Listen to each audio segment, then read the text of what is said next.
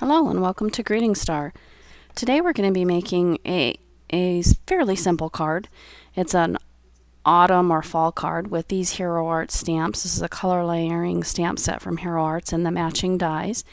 And I'm going to take my panel here. It's a 4 1/4 by 5 1/2 front panel for a card, and I'm just going to arrange these dies to the right side of the card in a way that looks pleasing to my eye. And once I've done that, and I just kind of turn them different directions because I wanted them to look a little bit more natural, like maybe they were falling, or I didn't want them all pointing the same way. I think it gives a little more interest to the card if they're facing different directions. So I'm using this tape here. This is a 3M Post-it tape to make sure that they stay where I want them when I run them through my Cuttlebug. And you can see here that after they've excuse me, been run through the Cuttlebug, I'm going to go ahead and remove those inserts and put them aside for a card for later. And I'm going to be using some metallic vellum that I got from Cricut here from this pack. And I'm not sure where I got the red vellum because, as you can see here, there's no red. But I'm going to be using the gold and the green and the gold and the red and the gold and the purple. And you can see here these are all the different colors that come in the pack, except for I'm not sure where that red vellum came from. It's the exact same size as the rest of them, so it's really weird. It didn't look like it was the exact same size, but that's because I'd cut it. But when I took it out of the pack, it was all the exact same size. Oh well, bonus. Anyway, here we go. So you can see that I'm going to use the gold with the red and the gold with the green and the gold with the purple, because I just thought it looked more fall-like the leaves are changing colors, so on and so forth, instead of just using the green or the red or the purple. That gold gives them a little bit of shimmer, even though they're all metallic. It just adds a little something, I think. So we've got the gold and the green, the gold and the red, and the gold and the purple. And you can see here this little plastic piece that comes from the tags on clothing, and I saw that tip online at somebody's YouTube channel. I can't remember who it was now, but it's a great way to keep your glossy accents, which I'm using as glue here, to keep that glossy accents from getting clogged up. It's a really great little tip that I got because it works perfectly. I haven't had any kind of clogs in my bottle at all since I've been using that. So here I'm just adhering those two pieces of vellum together, and then I'm adhering them to the card, the back of the card. And that looks really nice, I think. Simple, but elegant. So then here's the gold and the green, and I'm putting the colored behind the gold, so that will sort of show through the gold. Trying to decide which I want to put the most shimmery side facing the front of the card. So that's why I turned it over a couple times there, because I wanted to make sure that I had the correct side facing forward. Then I'm just holding it down for a little bit to make sure it adheres. Sometimes the simplest cards can be the most beautiful, I think. So here's the purple and the gold. Excuse me.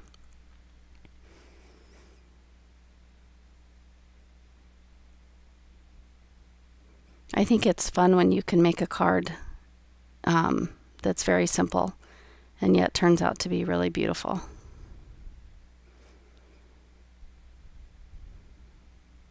Sorry I went off screen there. I'm just adding the glossy accents to the corners of the vellum there. Alrighty. And then this is the front panel, and it's going to be adhered to the card base. But before I do that, I have a couple of things that I'm going to do to jazz it up a bit. And this step is absolutely optional.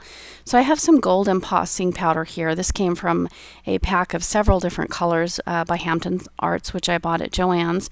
So I'm just using the end of a paintbrush to mix those two colors. It was sort of a gold and a auburn color, kind of dark red or a brownish reddish color. And so this is the color layering stamp set that I showed you at the beginning of the video, and these are the vines in the leaves. So I'm using Versamark. Before I put it on my card, I'm just testing it here on another piece of vellum because I wanted to see the effect before I added it to my card, because I wasn't sure whether I wanted to do it or not. So once I did this on the sample piece of paper here, I get a better idea of whether or not it's something that I want to do on the card. And that's a good idea, something to remember too. Always try something out before you do it on the actual card if you're not sure how it's going to turn out or what it's going to look like. Because I have messed up cards before by doing something that I thought, oh, this is going to add to it, and for some reason it didn't. It took away from the card. So it's always good to check.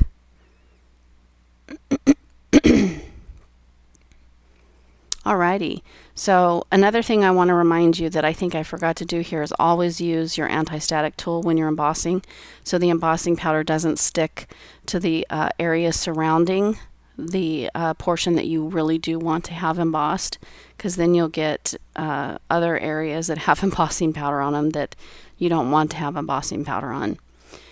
So there we go. I'm using my heat tool to heat up that embossing powder, and then I'm going to get a paintbrush to brush away some of the excess that got on the card where I didn't want it to. I will give you a tip here. Always make sure you leave some time for that embossing powder to dry. If it's still hot when you run that brush over it, you'll mar it. So be careful and make sure you let it dry completely. Okay, so that you saw there was my anti-static tool. And I ran that over all of the leaves on the card, and now I'm using the second leaf's vines and the third leaf's vines here. And I'm just taking my acrylic block and inking that up with the Versamark ink and stamping that there. And then using the exact same embossing powder that I mixed earlier. And I really like these little coffee filters because they can help you use and reuse your embossing powder, so you don't have to waste any, which I really like because these supplies can get expensive. Using that anti-static tool again to ensure that the embossing powder goes only where I want it to go.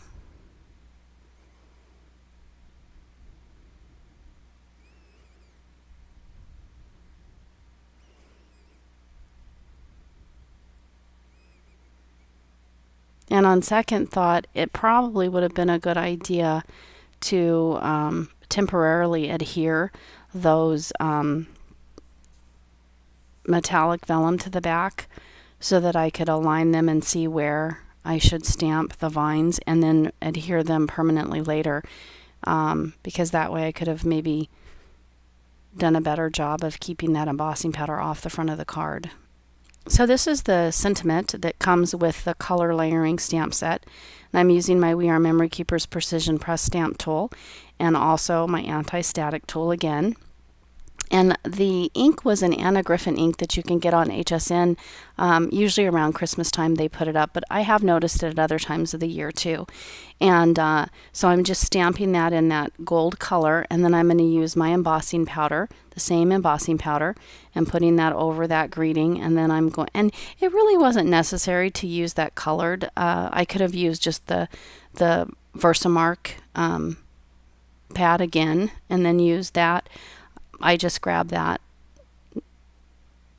And that's kind of a neat thing too with card making, is there's always more than one way to do something on your card. So I could have used the Versamark ink and the same embossing powder. I could have used colored ink and clear embossing powder. So it's kind of nice to know that you can do things more than one way because you may not have the exact supplies at home. So now I'm using some gold washi tape, and I'm putting just a thin layer on the front and cutting off the remainder that hangs off the edges. So you get a little nice line detail there. And now I'm ready to adhere it to the front of my card. So I'm going to use some foam tape. This is a big roll of foam tape that I got on Amazon. And all you have to do is, I think, to conserve the tape, you can cut it in half to use it on your card. So that way you don't waste it. Unless, of course, you're wanting a thicker border. You can do that, but you don't have to.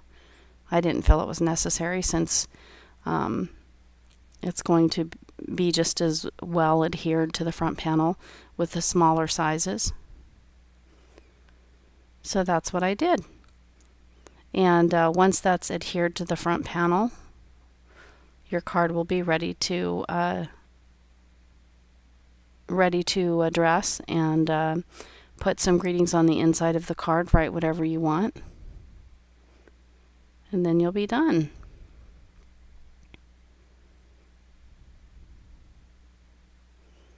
So I don't know about you, but fall is a wonderful time of year, I think.